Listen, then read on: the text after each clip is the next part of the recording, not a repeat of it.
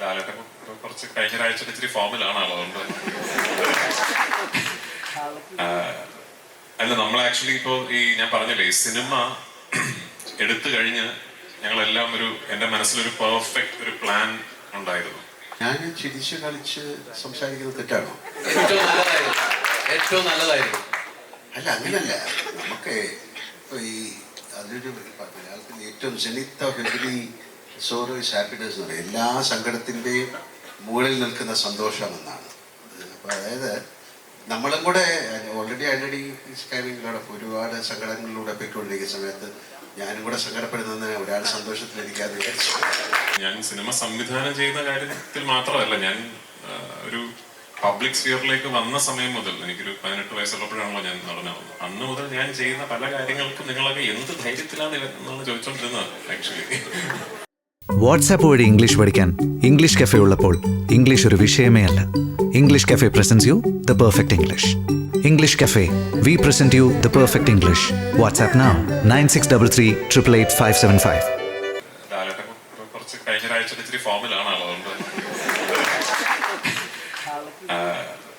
അല്ല നമ്മൾ ആക്ച്വലി ഇപ്പോ ഈ ഞാൻ പറഞ്ഞില്ലേ ഈ സിനിമ എടുത്തു കഴിഞ്ഞ് ഞങ്ങളെല്ലാം എൻ്റെ മനസ്സിലൊരു പെർഫെക്റ്റ് ഒരു പ്ലാൻ ഉണ്ടായിരുന്നു. അപ്പൊ ആ പ്ലാൻ ഞങ്ങൾക്ക് കൃത്യം ഒരു ഡേറ്റിന് എന്ത് സംഭവിക്കണം. ഇപ്പൊ ഞങ്ങളുടെ ഒരു ക്യാരക്ടർ ഇൻട്രോ ക്യാമ്പയിൻ ഒക്കെ ഉണ്ടായിരുന്നു. ഫെബ്രുവരി 26 ക്യാരക്ടർ ഇൻട്രോ ക്യാമ്പയിൻ കഴിഞ്ഞത്. അപ്പൊ അന്ന് ഫെബ്രുവരി 26 കഴിഞ്ഞാൽ 27 എന്ത് സംഭവിക്കണം, 28 എന്ത് റിലീസ് ചെയ്യുന്നു, അങ്ങനെ കൃത്യം ഒരു പ്ലാൻ ഞങ്ങൾക്കുണ്ടായിരുന്നു. ആ പ്ലാനിന് വേണ്ട എല്ലാ ക്രിയേറ്റീവ്സും കാര്യങ്ങളും എല്ലാം റെഡിയാക്കി അങ്ങനെ ഞാൻ അങ്ങനെ സിനിമയെ സമീപിക്കുന്ന, അങ്ങനെ സിനിമ ചെയ്യുന്ന ഒരാളാണ്. ഞങ്ങൾക്കത് ചെയ്യാൻ കഴിഞ്ഞിരുന്നില്ല, പല കാര്യങ്ങൾ കൊണ്ടും ചെയ്യാൻ കഴിയാതെ വന്ന് പിന്നീട് കഴിഞ്ഞ ഒരാഴ്ചയായിട്ടാണ് ഞങ്ങൾക്ക് ഇതെല്ലാം ചെയ്യാൻ പറ്റും. അപ്പൊ ഞങ്ങൾ ഒരുപാട് കാര്യങ്ങൾ കംപ്രസ് ചെയ്ത് ചെറിയ സമയത്ത് ചെയ്യേണ്ട ഒരു അവസ്ഥയുണ്ടായിരുന്നു. പക്ഷെ അപ്പോഴും ഭയങ്കരമായ സന്തോഷത്തിലായിരുന്നു ഞങ്ങൾ ആസ് എ ടീം. കാരണം ഒരു ക്രൈസിസ് വളരെ പെട്ടെന്ന് അതിജീവിച്ച് നമ്മൾ സ്വപ്നം കണ്ട പോലെ ഒരു റിലീസ് ഈ സിനിമയ്ക്ക് കൊടുക്കാൻ സാധിക്കും. Thanks to Antony Perumbavoor, thanks to Gokulam Gopalan, thanks to all our distributors across the world. ആ ഹാപ്പിനെസ് ആയിരിക്കും നിങ്ങൾ ഈ പ്രൊമോഷൻസിലൊക്കെ കണ്ടത്. അല്ലാതെ പ്രൊമോഷന് പോയിരിക്കുമ്പോൾ ഏത് ഇന്റർവ്യൂവിന് ഏത് കോമഡി പറയണമെന്ന് പ്ലാൻ ചെയ്തിട്ടല്ല നമ്മൾ പോയത്. അത് നമ്മളതിനെ എൻജോയ് ചെയ്തു, വി ജസ്റ്റ് ഹാഡ് ഫൺ. പക്ഷെ ഈ പറയുന്ന പോലെ ഞങ്ങൾ പോയ എല്ലാ സംസ്ഥാനങ്ങളിലും അവിടുത്തെ മീഡിയ അല്ലെങ്കിൽ അവിടുത്തെ മീഡിയ പേഴ്സണൽ വലിയ ആവേശത്തോടെ, വലിയ ഹാപ്പിനെസ്സോടു കൂടി, വലിയ സന്തോഷത്തോടു കൂടിയാണ് ഈ സിനിമയുടെ ടീമിനെ സ്വീകരിച്ചത്.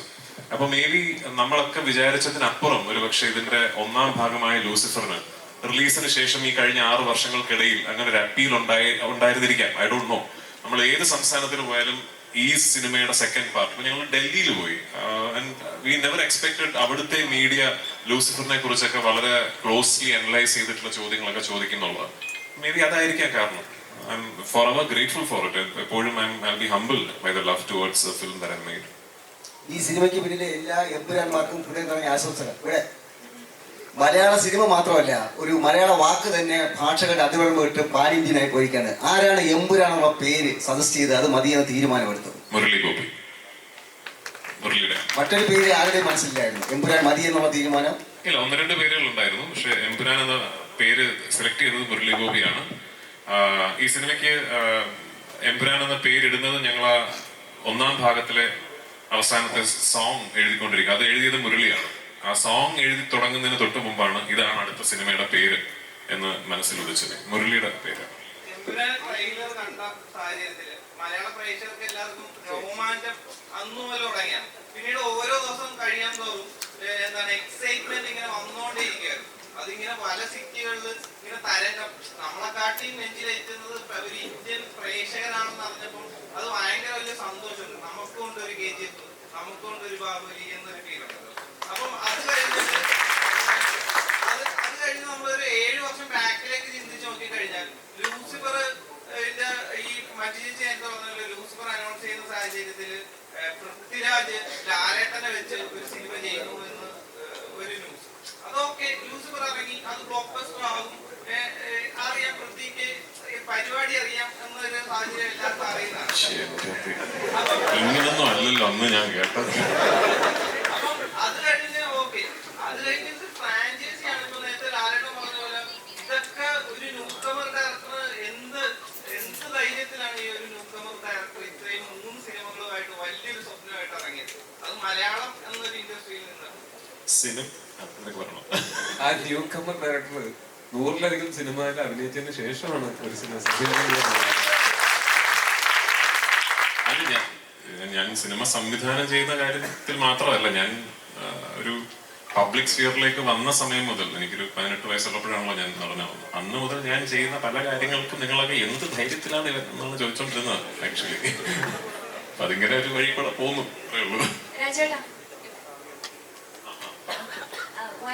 വൈറൽ വീഡിയോയെ പറ്റി സംസാരിക്കുമ്പോൾ ഇപ്പോഴും ഒരു ചിരിയോടുകൂടി പറയുന്നു, ഞാൻ ഇതുവരെ സക്സസിൽ എത്തിയിട്ടില്ല, ഞാൻ കണ്ട ഡ്രീമിലേക്ക് എത്തിയിട്ടില്ല എന്ന് പറയുന്നു. പക്ഷെ ഞങ്ങളെ പോലുള്ള ആൾക്കാർ നോക്കുമ്പോൾ നിങ്ങൾ ഡ്രീമിലാണ് നിൽക്കുന്നത്. അപ്പം ഇതുവരെ എത്തിയിട്ടുള്ള ഈ സക്സസ് മന്ത്രം എന്തായിരിക്കും ഞങ്ങളുമായിട്ട് ഷെയർ ചെയ്യുകയാണെങ്കിൽ? ഇല്ല, അതിനൊരു മന്ത്രമൊന്നുമില്ല. എനിക്ക് ഭയങ്കരമായിട്ട് ലൈഫിൽ ഒരുപാട് വലിയ ആഗ്രഹങ്ങളുള്ള ആളാണ് ഞാൻ. ഭയങ്കര വലിയ സ്വപ്നങ്ങൾ കാണുന്ന ഒരാളാണ്. അപ്പൊ ഞാൻ ആ ആഗ്രഹങ്ങൾക്കും സ്വപ്നങ്ങൾക്കും വേണ്ടി ഞാൻ ഭയങ്കരമായിട്ട് ജോലി ചെയ്യുന്ന ഒരാളാണ്. അത് പറയുമ്പോഴും ഭാഗ്യം എന്നൊരു വലിയ ഘടകം അവിടെ ഉണ്ട്. അത് ഞാൻ ഒരിക്കലും നിഷേധിക്കില്ല. അങ്ങനെ ജോലി ചെയ്യാൻ ഒരു മനസ്സുണ്ട് എന്നുള്ളത് കൊണ്ട് മാത്രം എല്ലാവർക്കും ഈ ഒരു അവസരവും ഈ ഒരു അവസ്ഥയും ഉണ്ടായിക്കൊള്ളണം എന്നില്ല. അങ്ങനൊരു ആഗ്രഹത്തിന്റെ പുറത്ത് ഞാൻ എൻ്റെ ഡ്രീംസിനെ പെർസ്യൂ ചെയ്യുമ്പോൾ ശ്രീ ആന്റണി പെരുമ്പാവൂരിനെ പോലെയും ശ്രീ മോഹൻലാലിനെ പോലെയും ഒക്കെ ഇത്രയും ക്ലൗട്ടും ഇൻഫ്ലുവൻസും ഉള്ള ആൾക്കാർ എൻ്റെ സ്വപ്നങ്ങളിൽ എന്നെ വിശ്വസിച്ചു എന്ന് പറയുന്നിടത്താണ് എൻ്റെ വിജയം സംഭവിക്കുന്നത്. ആ ഭാഗ്യം വലിയ സ്വപ്നങ്ങൾ കാണുന്ന എല്ലാവർക്കും ഉണ്ടാകട്ടെ എന്ന് മാത്രമേ ഞാൻ ആശംസിക്കുന്നുള്ളൂ. അതാ ഞാൻ നേരത്തെ പറഞ്ഞ എല്ലാവർക്കും ഒരു ആന്റണി പെരുമ്പാവൂറും ഒരു മോഹൻലാലും ഒക്കെ ഉണ്ടാകട്ടെ എന്ന് ഞാൻ പറയുന്നത്. കാരണം you need people around you to believe in your dreams. And most importantly ഞാൻ എപ്പോഴും പറയാൻ മറന്നു പോകുന്നൊരു കാര്യമുണ്ട്. എൻ്റെ വീട്ടില് ഭാര്യയും മോളും ഉണ്ട്. മറ്റാരേക്കാളും എൻ്റെ സ്വപ്നങ്ങളിലും എന്നിലും ബിലീവ് ചെയ്യുന്നത് എൻ്റെ വൈഫും എൻ്റെ മോളുമാണ്. എൻ്റെ അമ്മ എന്നെ വളർത്തിയത് ബിലീവ് ഇൻ യുവർ ഡ്രീംസ് എന്ന് പറഞ്ഞാണ്. എൻ്റെ അച്ഛൻ എനിക്ക് പഠിപ്പിച്ചു തന്നത് സ്വപ്നങ്ങൾക്ക് അതിരില്ല എന്നുള്ളതാണ്. അപ്പോൾ അത് may be I M blessed with great childhood, I M blessed with a very happy home. എന്നെ മനസ്സിലാക്കുന്ന ഒരു ഭാര്യയും ഒരു അച്ഛൻ്റെ സ്വപ്നങ്ങളിൽ കൂടെ നിൽക്കണമെന്ന് വിശ്വസിക്കുന്ന ഒരു മോളും ആ സ്വപ്നങ്ങളിൽ പങ്കുചേരണമെന്ന് വിശ്വസിക്കുന്ന സുഹൃത്തുക്കളും കളീഗ്സും ഒക്കെ ഉള്ള ഒരു മഹാഭാഗ്യവാനാണ് ഞാൻ. ആ ഭാഗ്യം എല്ലാവർക്കും ഉണ്ടാകട്ടെ എന്ന് ആശംസിക്കുന്നു. ഒരു സംശയം, അതായത് ഈ ലൂസിഫർ റിലീസായ സമയത്ത് അതേപോലെ തന്നെ ഹിറ്റായ ഒരു പദം വരുന്നു, ഇലുമിനാറ്റി എന്ന് പറയുന്നത് പദം. അപ്പോ ഈ ഇലുമിനാറ്റി അതിനൊക്കെ മുമ്പേ വളരെ ഹിറ്റാണ് ആക്ച്വലി. പക്ഷെ ലൂസിഫറിലാണ് ഇത്തിരി ഹിറ്റ് ആവുന്നത്. പക്ഷെ പ്രത്യക്ഷമായിട്ട് അതിലൊന്നും പറയുന്നുമില്ല, പരോക്ഷമായിട്ട് പലതും കാണിക്കുന്നുണ്ട്. റോസ്റ്റൽ ഫാമിലി ഒപ്പം തന്നെ ആ നമ്പറും എല്ലാം. ഈ എംപുരാനിൽ അങ്ങനെ ഉണ്ടാവുമോ? പ്രത്യക്ഷമായിട്ട് പറഞ്ഞാൽ പിന്നെ അത് എങ്ങനെ ഇലുമിനാറ്റി ആകും? നിങ്ങൾ ഇലുമിനാറ്റിക്കാരെ കുറിച്ച് കുറച്ചുകൂടെ മനസ്സിലാക്കിയിട്ട് സംസാരിക്കും. രാജേട്ടാ, ആദ്യമായിട്ട് ഒരു മലയാള സിനിമ ഐമാക്സ് ഫോർമാറ്റിൽ നമുക്ക് കാണാൻ പറ്റുന്നത്. സോ ഇത് നേരത്തെ പ്ലാനിലുണ്ടായിരുന്നോ? എന്തായിരുന്നു അതിനുള്ളത്? ആക്ച്വലി നല്ല ചോദ്യം, thank you for the question. ഇല്ല, നേരത്തെ പ്ലാൻ ഇല്ലായിരുന്നു. ഞാനത് ഷൂട്ട് ചെയ്തിരിക്കുന്ന അനമോഫിക് ഫോർമാറ്റിലാണ്. Anamorphic is not your ideal format of capture for IMAX mastering. ഐമാക്സിലായിരുന്നുവെങ്കിൽ I should have shot it either with full form. Class എടുക്കുന്നതായിരുന്നു. ഓക്കെ, നിങ്ങൾ റിപ്പോർട്ട് ചെയ്യുമ്പോൾ വായിക്കുന്നവർക്ക് സിനിമ താല്പര്യമുള്ളവർക്ക് മനസ്സിലാവും. പക്ഷേ either shot with full format lenses അല്ലെങ്കിൽ ഇപ്പോൾ അലക്സയുടെ 65 എന്ന് പറയുന്ന ഒരു പുതിയ ഐമാക്സ് ഓപ്റ്റിമൈസ്ഡ് ക്യാപ്ചറിംഗ് മെക്കാനിസം ഉണ്ട്. അതിലായിരുന്നു ഞാൻ ഷൂട്ട് ചെയ്യേണ്ടിയിരുന്നത്. ഞാൻ അതല്ല ഷൂട്ട് ചെയ്തത്, ഞാൻ അനമോഫിക്സിലാണ് ഷൂട്ട് ചെയ്തത്. നമ്മുടെ ടീസർ റിലീസായ ദിവസം ജനുവരി 26-നാണ് ടീസർ റിലീസായത്. ജനുവരി 27-നോ മറ്റോ US ക്രിസ്റ്റഫർ ടിൽമൻ എന്ന് പറയുന്ന ഐമാക്സിന്റെ ഹെഡ് എന്റെ നമ്പർ കണ്ടുപിടിച്ച് എന്നെ ഇങ്ങോട്ട് വിളിക്കുകയായിരുന്നു. അദ്ദേഹമാണ്, അതെ, താങ്ക്സ് ടു, അതുകൊണ്ട് ഞാൻ പറഞ്ഞ ഒരു താങ്ക്സ് പറയേണ്ടതായിട്ടുണ്ട്. അപ്പോൾ ക്രിസ്റ്റഫർ ടിൽമൻ, ക്രിസ് ആണ് എന്നെ ഇങ്ങോട്ട് വിളിച്ച് we just saw your film's footage and we truly believe that this needs to be showcased on IMAX across the world എന്ന് ഇങ്ങോട്ട് പറയുകയും ക്രിസിന്റെ താല്പര്യപ്രകാരമാണ് ഈ സിനിമ നമ്മൾ ഐമാക്സിലേക്ക് മാസ്റ്റർ ചെയ്ത് ഐമാക്സിൽ കാണിക്കുന്നത്. ഹാവിംഗ് സെഡ് ദാറ്റ്, ഞാൻ ഐമാക്സ് മാസ്റ്ററിന്റെ കുറെ ഫുട്ടേജ് കണ്ടു. The visual quality is mind blowing. അവർ ബ്യൂട്ടിഫുള്ളി മാസ്റ്റർ ചെയ്തിട്ടുണ്ട് സിനിമ. Is it optimised for IMAX screens and IMAX projection? I should be honest, അല്ല. ഇനിയിപ്പോ ക്രിസുമായിട്ടൊരു ബന്ധമൊക്കെ ആയ സ്ഥിതിക്ക് എന്റെ വട്ടിന് ചിലപ്പോ ഇനി അടുത്ത പടമൊക്കെ നമ്മൾ നോക്കാം. ഇവിടെയാണ് ചോദ്യം. ഇപ്പൊ ഇന്ത്യയിലൊട്ടാകെ നടന്ന പ്രൊമോഷൻ കഴിഞ്ഞപ്പോൾ കേരളത്തിലെത്തിയിരിക്കുകയാണ്. ഏറ്റവും ലാസ്റ്റാണ് കേരളത്തിലെത്തിയിരിക്കുന്നത്. പക്ഷെ നമ്മൾ കണ്ട കുറെ പ്രൊമോഷനിൽ ഒരു ഇന്റർവ്യൂവിലും ലാലേട്ടന്റെ ചിരിയും കളിയും തമാശകളും കണ്ടു. ഒത്തിരി ടെൻഷൻ അടിച്ച് ഇവിടെ ആന്റണി പെരുമ്പാവൂർ എന്ന ഒരു പ്രൊഡ്യൂസർ ഇവിടെ ഇരിപ്പുണ്ടായിരുന്നു. ആ സമയത്തൊക്കെ ഡെയിലി രാത്രി നിങ്ങൾ കോൾ ചെയ്യുമായിരുന്നു. എപ്പോഴും നിങ്ങൾ ഷെയർ ചെയ്തുകൊണ്ടിരുന്ന എന്തായിരുന്നു? അത്ര എൻജോയ് ചെയ്ത ഏറ്റവും നല്ല ഇന്റർവ്യൂ ഏതായിരുന്നു ലാലേട്ടൻ ഫീൽ? ഞാൻ ചിരിച്ച് കളിച്ച് സംസാരിക്കുന്നത് തെറ്റാണോ?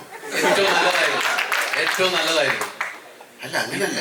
നമുക്ക് ഇപ്പൊ ഈ അതിലൊരു മലയാളത്തിൽ ഏറ്റവും ജനിത്ത എവരി സോറോ ഇസ് ഹാപ്പിനെസ് എന്ന് പറയും. എല്ലാ സങ്കടത്തിൻ്റെയും മുകളിൽ നിൽക്കുന്ന സന്തോഷം എന്നാണ്. അപ്പോൾ അതായത് നമ്മളും കൂടെ ഓൾറെഡി ടൈമിങ്ങിലൂടെ ഒരുപാട് സങ്കടങ്ങളിലൂടെ പോയിക്കൊണ്ടിരിക്കുന്ന സമയത്ത് ഞാനും കൂടെ സങ്കടപ്പെടുന്നതിന് ഒരാൾ സന്തോഷത്തിൽ എനിക്കത് വിചാരിച്ചു. അങ്ങനല്ല, നമ്മളെ ഒരു ചോദ്യങ്ങൾ എങ്ങനെയായിരുന്നു, അതില് ഒരു വ്യത്യസ്തമായ കാര്യങ്ങളായിരുന്നു. പിന്നെ നമുക്കൊരു 10-12 ഇന്റർവ്യൂ കഴിയുമ്പോഴത്തേക്ക് ഒരു ഡിസോറിയന്റഡ് ആവും. നമ്മൾ എന്താ പറയുന്നതെന്ന് അറിയാൻ പറ്റില്ല. അങ്ങനെ ചില തമാശകൾ പറഞ്ഞു എന്നേ ഉള്ളൂ. കാര്യം പിന്നെ സന്തോഷിക്കാതിരിക്കാനുള്ള കാരണങ്ങളൊന്നുമില്ലായിരുന്നു സിനിമയെ സംബന്ധിച്ച്. ബാക്കി വേറെ കാര്യങ്ങളൊക്കെ ഉണ്ടാകും. എമ്പുരാൻ എന്ന സിനിമയെക്കുറിച്ച് ഞങ്ങൾക്ക് വലിയ സന്തോഷിക്കാതിരിക്കാനുള്ള കാരണങ്ങളൊന്നുമില്ല. ഒരുപാട് കാരണങ്ങളൊക്കെ ഉണ്ടായി കഴിഞ്ഞു. ഞങ്ങൾക്ക് ഷൂട്ടിങ്ങിന് ഒരുപാട് കുഴപ്പങ്ങളുണ്ടായി. എന്ന് പറഞ്ഞാൽ ഷൂട്ടിങ്ങിൻ്റെ വെതർ, ക്ലൈമറ്റ്, അതിൻ്റെ ലോജിസ്റ്റിക്സ്, യാത്രകൾ, അത് എടുക്കാനുള്ള ബുദ്ധിമുട്ടുകൾ. പക്ഷെ അതെല്ലാം പൃഥ്വിക്ക് എന്താ വേണ്ടത് അത് തന്നെയാണ് നമ്മൾ ഈ സിനിമയിൽ ചെയ്തിരിക്കുന്നത്.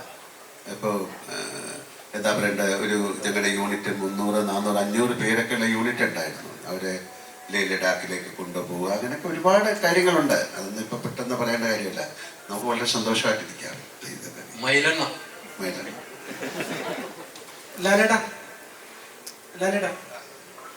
ലാലേട്ടനോട് ഒരു ചോദ്യം ചോദിക്കാൻ ഞാൻ ആളല്ല. കാരണം ഇപ്പൊ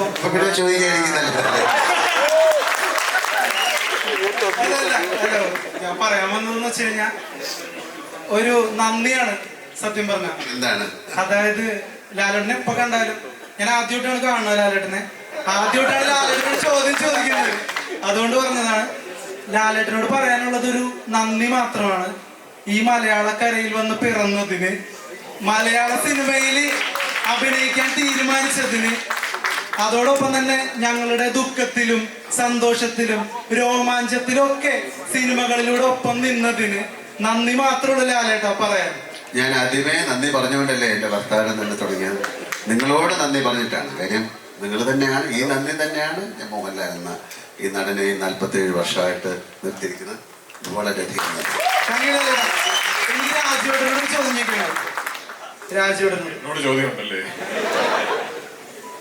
രാജുവേട്ടാ, എമ്പുരാൻ സിനിമയാണ് ഇപ്പോ മലയാള സിനിമ കണ്ടതിൽ വെച്ച് ഏറ്റവും ഹൈപ്പുള്ള സിനിമയായി മാറിയിരിക്കുന്നത്. പൃഥ്വിരാജ് സുകുമാരൻ എന്ന ഡയറക്ടർ ഒരു ഫംഗ്ഷനിലും പോയി ഇതൊരു വലിയ സിനിമയാണെന്ന് പറഞ്ഞിട്ടില്ല. ചെറിയ സിനിമയാണെന്നാണ് ഇപ്പൊ കൂടി പറഞ്ഞത്. എന്നിട്ടും ഈ സിനിമ വളരെ വലിയൊരു ഹൈപ്പ് നേടിയത് മലയാളികള് ഓരോരുത്തരും അവരുടെ കുടുംബത്തില് ഒരു കാര്യം വിജയിക്കണം എന്നുള്ള രീതിയിലാണ് ഈ സിനിമയെ നോക്കി കാണുന്നത്. അപ്പോ ഈ ഹൈപ്പ് റിയലാണ്. കഴിഞ്ഞ ദിവസം തിയേറ്റർ ഉടമകൾ പ്രസ് മീറ്റിൽ പറയുന്നത് കേട്ടു, അവരുടെ കടങ്ങളടക്കം ഈ സിനിമ മാറ്റും എന്നൊരു കോൺഫിഡൻസ് ഉണ്ടെന്ന്. അപ്പൊ ചോദ്യം ഇതാണ്, പൃഥ്വിരാജ് സുകുമാരൻ എന്ന ഡയറക്ടർക്ക് ഈ ഹൈപ്പ് നോക്കി കാണുമ്പോ ഹാപ്പിയാണോ അതോ പേടിയുണ്ടോ? എനിക്ക് വലിയ സന്തോഷമുണ്ട്. ഈ ഹൈപ്പ് എന്ന് പറയുന്നത് എല്ലാവരുടെയും പ്രതീക്ഷയാണല്ലോ. അപ്പോൾ ഞാൻ ചെയ്യുന്ന ഒരു സിനിമയുടെ മുകളിൽ അത്രയും പ്രതീക്ഷയുണ്ടെന്നും അത്രയും ആന്റിസിപ്പേഷൻ ഉണ്ട് എന്നുള്ളത് വലിയ സന്തോഷം എനിക്കുണ്ട്. ഞാനൊരു 2-3 വർഷങ്ങൾക്ക് മുമ്പ് ഈ സിനിമയെക്കുറിച്ച് സ്വപ്നം കണ്ട് ഈ സിനിമയുടെ ഒരു രൂപം ഞാൻ എൻ്റെ മനസ്സിൽ പൂർണ്ണമാക്കിയപ്പോൾ അന്ന് ഈ സിനിമ ഫീസിബിൾ ആകില്ല എന്നാണ് എല്ലാവരും കരുതിയിരുന്നത്. ഇന്നിപ്പോ ഈ പ്രസ് മീറ്റിൽ ഇരിക്കുമ്പോൾ പെട്ടെന്ന് ചുറ്റിനും സംസാരം തുടങ്ങി, ഇത് ചിലപ്പോൾ ഫീസിബിൾ ആവും കേട്ടോ, കാരണം റിലീസിന് മുമ്പ് തന്നെ ഇപ്പൊ ഇവർ ഇത്രയും റിക്കവറി നടന്ന സ്ഥിതിക്ക് ഇത് ചിലപ്പോൾ ഫീസിബിൾ ആയേക്കാം എന്നിപ്പോ ഒരു സംസാരം തുടങ്ങി. നിങ്ങളൊരു കാര്യം മനസ്സിലാക്കണം, ഇന്നിപ്പോ നമ്മൾ ഈ പറയുന്ന 80 കോടി രൂപയുടെ അഡ്വാൻസ് ടിക്കറ്റ് സെയിൽസ് ഒക്കെ പറയുന്നത് നമുക്കൊരിക്കലും സ്വപ്നം പോലും കാണാൻ സാധിക്കാത്തതായിരുന്നു. ഇന്നിപ്പോ അതിന്റെ പശ്ചാത്തലത്തിൽ ഈ സിനിമ ഫീസിബിൾ ആയേക്കാമെന്ന് പറയുന്ന പോലെ അല്ല 2-3 വർഷങ്ങൾക്ക് മുമ്പ് ഈ സിനിമ സ്വപ്നം കാണുന്നത്. അന്ന് ശ്രീ ആന്റണി പെരുമ്പാവൂർ എന്ന് പറയുന്ന നിർമ്മാതാവ് ഒരു എക്സൽ ഷീറ്റ് എടുത്ത് വെച്ചിട്ട് ഒരു കാൽക്കുലേഷൻ നടത്തിയിരുന്നെങ്കിൽ ഈ സിനിമ ചെയ്യാൻ പറ്റില്ല. അന്ന് എന്നോട് അല്ല, ഇത് എങ്ങനെയാണ് നമ്മൾ ഇങ്ങനെ ഒരു സിനിമ മലയാളത്തിൽ നിന്നുകൊണ്ട് ചെയ്താൽ ഇത് എങ്ങനെ ഇത് നമുക്കൊരു ബിസിനസ് ഫീസിബിലിറ്റി എങ്ങനെയാണെന്ന് ചോദിച്ചാൽ എനിക്കതിനൊരു ഉത്തരമില്ല. എനിക്ക് ആകെ ഉണ്ടായിരുന്ന ഒരു ഉത്തരം, ഇതൊരു വലിയ സ്വപ്നമാണ്. ഈ സ്വപ്നം നമ്മൾ വിചാരിക്കുന്ന പോലൊരു സ്ഥലത്ത് കൊണ്ടെത്തിച്ചാൽ ഇത് എല്ലാ മലയാള സിനിമ സ്നേഹികളുടെയും ഒരു കളക്റ്റീവ് സ്വപ്നമായി മാറിയേക്കാം എന്ന് മാത്രമേ അന്ന് എനിക്ക് പറയാൻ സാധിച്ചുള്ളൂ. അത് വിശ്വസിച്ചതിന്, അന്ന് എന്നോടൊപ്പം നിന്നതിന്, മുരളിയുടെയും എന്റെയും വിഷനോടൊപ്പം നിന്നതിന് ശ്രീ ആന്റണി പെരുമ്പാവൂരിനോടും ശ്രീ മോഹൻലാലിനോടും ഞാൻ മാത്രമല്ല, ഇന്ന് നമ്മൾ എല്ലാവരും കടപ്പെട്ടിരിക്കുകയാണ്. കാരണം അവരൊന്നും അങ്ങനെ എൻ്റെ ഒപ്പം നിന്നില്ലെങ്കിൽ നമ്മൾ ഇന്ന് ഇതിനെക്കുറിച്ച് ഈ ആഘോഷം നമ്മൾ നടത്തുവോ? ഇത്ര വലിയൊരു ഇത് നമുക്ക് ഒരിക്കലും ഈ ഒരു ഓപ്പർച്യൂണിറ്റി കിട്ടില്ലായിരുന്നല്ലോ. അപ്പൊ എനിക്ക് ഒന്ന് മാത്രമേ പറയാനുള്ളൂ, ഇതൊരു മേ ബി ഒരു ലെസൺ ആണ്, മേ ബി ഇതിലൊരു പാഠമുണ്ട്. സ്വപ്നം കാണുമ്പോൾ അതിൽ വിശ്വസിച്ച്, ആ സ്വപ്നത്തിൽ വിശ്വസിച്ച് കൂടെ നിൽക്കാൻ ആൾക്കാരുണ്ടെങ്കിൽ ചിലപ്പോൾ എന്നേക്കാൾ വലിയ വലിയ അത്ഭുതങ്ങൾ പുൾ ഓഫ് ചെയ്യാൻ കഴിവുള്ള കാലിബറുള്ള ഫിൽം മേക്കേഴ്സ് നമ്മുടെ ഇൻഡസ്ട്രിയിൽ തന്നെ ഉണ്ട്. അപ്പൊ അവർക്കൊക്കെ അവസരം കിട്ടട്ടെ എന്നാണ് എനിക്ക്. റിലീസിന് ശേഷം ഞാൻ പറയാം, എനിക്ക് നല്ല ഓർമ്മയുണ്ട്, ഞാൻ ഈ സിനിമയുടെ ഒരു പ്രോജക്ട് കൺസെപ്ഷൻ സ്റ്റേജിൽ ഒരു മേജർ OTT സ്ട്രീമിംഗ് പ്ലാറ്റ്ഫോം ഒരു സൂം കോളിൽ എന്നോടൊരു നറേഷൻ ചോദിച്ചു, അവർ ഈ സിനിമയിലേക്ക് ഇൻവെസ്റ്റ് ചെയ്യാൻ വേണ്ടി. അപ്പൊ ഞാൻ ഈ സൂം കോളിൽ ഒരു നറേഷൻ പറഞ്ഞുകൊണ്ടിരിക്കുമ്പോൾ ഒരു പെർട്ടിക്കുലർ ഫസ്റ്റ് ഹാഫിലെ പടം തുടങ്ങിയ ഒരു മണിക്കൂർ കഴിയുമ്പോൾ വരുന്ന ഒരു സീൻ എത്തി. ഞാൻ ആ സീൻ നറേറ്റ് ചെയ്തുകൊണ്ടിരുന്നപ്പോൾ അദ്ദേഹം എന്നോട് സോറി നിങ്ങൾ എന്താണ് ഈ പറയുന്നത് എന്ന് ചോദിച്ചു. ഞാൻ പറഞ്ഞത് ഇത് എങ്ങനെ ഷൂട്ട്, എങ്ങനെയാണ് ഇത് പുൾ ഓഫ് ചെയ്യാൻ നിങ്ങൾ ഉദ്ദേശിക്കുന്നത്, എങ്ങനെ എടുക്കാം എന്നാണ് നിങ്ങൾ ഈ പറയുന്നത്. ഞാൻ പറഞ്ഞത് അത് എൻ്റെ മനസ്സിലൊരു രീതി, ഒരു മെത്തേഡ് ഉണ്ട്, അത് എടുക്കാൻ പറ്റും. പറഞ്ഞു ഇത് നടക്കുന്ന കാര്യമല്ല, ഇത് ഒരിക്കലും ചിന്തിക്കാൻ പറ്റാത്ത കാര്യമാണ് എന്നോട് പറഞ്ഞു. അദ്ദേഹം ഇന്നും അതേ സ്ട്രീമിംഗ് സർവീസിൽ ജോലി ചെയ്യുന്നുണ്ട്. So if you are listening, ഞാൻ ആ സീൻ ഷൂട്ട് ചെയ്ത് കേട്ടോ. അതാണ് ഒരു സ്വപ്നത്തിൽ ബിലീവ് ചെയ്യുന്നതും ബിലീവ് ചെയ്യാതിരിക്കുന്നതും തമ്മിലുള്ള വ്യത്യാസം. ഇതെടുക്കാൻ പറ്റില്ലല്ലോ എന്ന് ഒരിക്കൽ പോലും ഒരു സീനിൽ പോലും ആന്റണി പെരുമ്പാവൂർ പറഞ്ഞിട്ടില്ല. ആന്റണി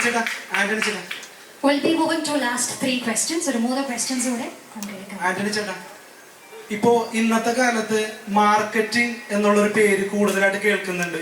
കാരണം ഇൻസ്റ്റഗ്രാം ഉണ്ട്, ഫേസ്ബുക്ക് ഉണ്ട്, വാട്സപ്പ് ഉണ്ട്. പക്ഷെ ഇതൊന്നും വരാത്തൊരു കാലത്ത് മോഹൻലാൽ സാറിന്റെ ഇൻസ്റ്റാഗ്രാമും ഫേസ്ബുക്കും വാട്സപ്പും ഒക്കെ ആന്റണി ചേട്ടനായിരുന്നു. ഇത്രയും മനോഹരമായിട്ട് ആ ഒരു നടനെ മാർക്കറ്റ് ചെയ്തതുകൊണ്ട് മാത്രമാണ് എമ്പുരാൻ സംഭവിക്കുന്നതെന്ന് എനിക്ക് തോന്നിയിട്ടുണ്ട്. അപ്പോൾ എന്തുകൊണ്ടാണ് വന്ന ആ ഒരു സാഹചര്യത്തിൽ ഈ ഒരു രീതിക്ക് തന്നെ മോഹൻലാൽ സാറിനെ മാർക്കറ്റ് ചെയ്യണം എന്ന് തോന്നിയത്? ആ തോട്ട് എവിടെ നിന്നാണ് വന്നത്? അല്ല, നമ്മള് സിനിമ കണ്ട് തുടങ്ങുന്ന കാലം മുതൽ മോഹൻലാൽ സാറിന്റെ സിനിമകള് പ്രേക്ഷകരായിട്ടിരുന്ന് കണ്ട് കൊതിച്ച് വന്ന ഒരാളാണ്. അപ്പോൾ ദൈവാനുഗ്രഹത്താൽ ആദ്യമായിട്ട് നിങ്ങൾ പറഞ്ഞ പോലെ ഈ മാർക്കറ്റിൽ നമ്മൾ ഇന്നത്തെ കാലഘട്ടമല്ലല്ലോ, 25-26 വർഷം മുൻപ് നരസിംഹം എന്ന് പറയുന്ന ഒരു സിനിമ നിർമ്മിച്ചിട്ടാണ് ഞാൻ സിനിമ നിർമ്മിക്കുന്നത്.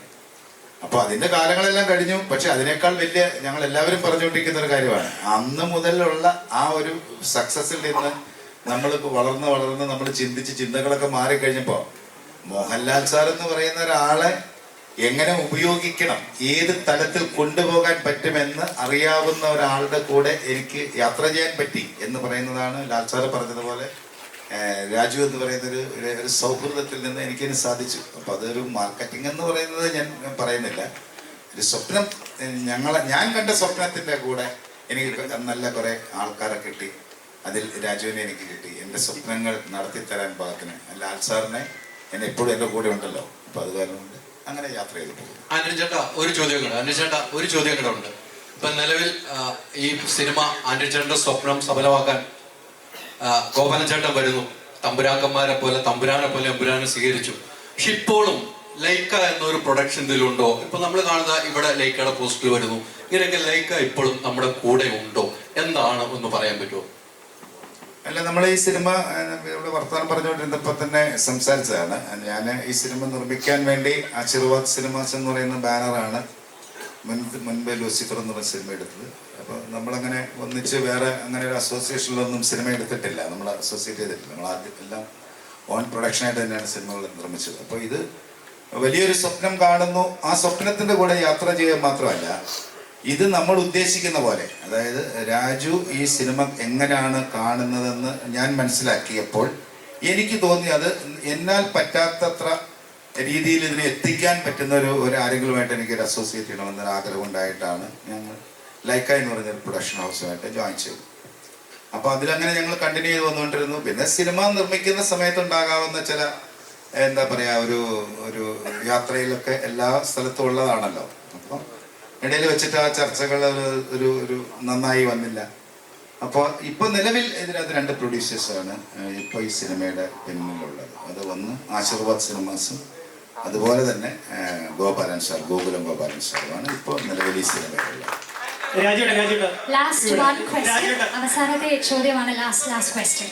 24 hours-നുള്ളില് ഫ്രാൻസിൽ ഷൂട്ട് ചെയ്യണം, റഷ്യയിൽ ഷൂട്ട് ചെയ്യണം എന്ന് പറയാൻ നേരത്ത് ക്രെഡിറ്റ് കാർഡും കൊടുത്ത് പൃഥ്വിയെ ഇല്ലെങ്കിൽ 24 hours-നുള്ളിൽ തന്നെ വിസ എടുത്ത് പൃഥ്വിയെ അങ്ങോട്ട് പറഞ്ഞു വിടാനും പിന്നീട് ക്രെഡിറ്റ് കാർഡ് കൊടുക്കാനും ഒക്കെ അത്രയും ഒരു കോൺഫിഡൻസ് ഉണ്ടല്ലോ, പൃഥ്വിയോട് ഉള്ള ഒരു കോൺഫിഡൻസ് ഉണ്ടല്ലോ.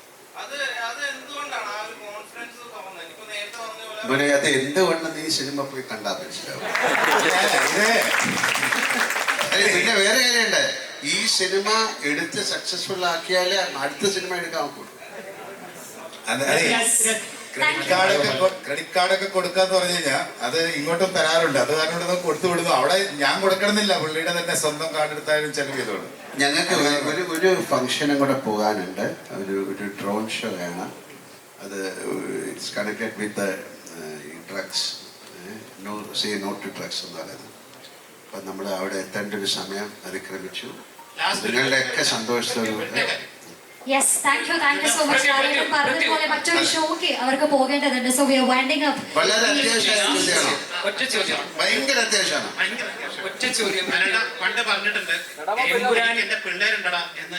ലൂസിഫർ കാണാത്ത ആളുകൾക്ക് എമ്പുരാൻ കാണാൻ സാധിക്കുന്ന ലൂസിഫറിന്റെ ഒരു കണ്ടിന്യൂറ്റി ആണോ, എങ്ങനെയാണ്? ലൂസിഫർ കാണാത്ത ആളുകളോട് എന്താണ് രാജു പറയാനുള്ളത്? ഞാനത് ആക്ച്വലി പല പ്രാവശ്യം പല മാധ്യമങ്ങളിലും ഞാൻ അഭിപ്രായപ്പെട്ടിട്ടുള്ളതാണ്. ഈ ഫ്രാഞ്ചൈസിന്റെ ആദ്യ 2 ഭാഗങ്ങൾ രൂപകൽപ്പന ചെയ്തിരിക്കുന്നത് ഇത് രണ്ടും സ്റ്റാൻഡ് അലോൺ സിനിമകളായും ഒരു കംപ്ലീഷൻ ഫീൽ ചെയ്യണം എന്ന രീതിയിൽ തന്നെയാണ്. ഇപ്പൊ നിങ്ങൾ ലൂസിഫർ എന്ന ആദ്യ ഭാഗം കണ്ടിട്ട് ഇതിനൊരു സീക്വൽ സംഭവിച്ചില്ലായിരുന്നുവെങ്കിൽ, അല്ലെങ്കിൽ ഒരു 2ാം ഭാഗം സംഭവിച്ചില്ലായിരുന്നുവെങ്കിൽ അതൊരു സ്റ്റാൻഡ് അലോൺ സിനിമയായിട്ട് ഒരു കംപ്ലീറ്റ് എക്സ്പീരിയൻസ് ആണെന്നാണ് എന്റെ വിശ്വാസം. ഈ 2ാം ഭാഗത്തിലേക്ക് വരുമ്പോൾ ആദ്യ ഭാഗം കണ്ടിട്ടില്ലാത്തവർക്ക് ഇതിലൊരു കഥ മനസ്സിലാവുകയോ അല്ലെങ്കിൽ പ്ലോട്ട് മനസ്സിലാവുകയോ ഉണ്ടാകില്ല എന്നാണ് ഞാൻ കരുതുന്നത്. ഒരു സ്റ്റാൻഡ് അലോൺ സിനിമയായിട്ട് തീർച്ചയായിട്ടും ഇതൊരു ഫുള്ളി കോംപ്രിഹെൻസിബിൾ ഒരു സിനിമയാണെന്നാണ് എന്റെ നിഗമനം.